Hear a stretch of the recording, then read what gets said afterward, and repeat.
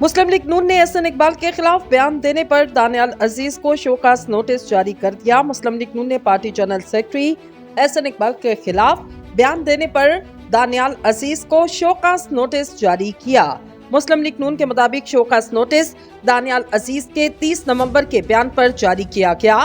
Show cause notice में दानियाल अजीज से 7 दिन में तहरीरी वजाहत मांगी गई। ख्याल रहे मुस्लिम लीग नून के रहनुमा दानियाल अजीज ने कुछ दिन कबल अपने बयान में कहा, गुज़िश्ता दौरे हुकूमत में Ahsan Iqbal price monitoring committee के चेयरमैन थे। इनके दौर में रिकॉर्ड तोड़ महंगाई हुई। महंगाई की वजह से पार्टी की साख को शदीद नुकसान पहुंचा।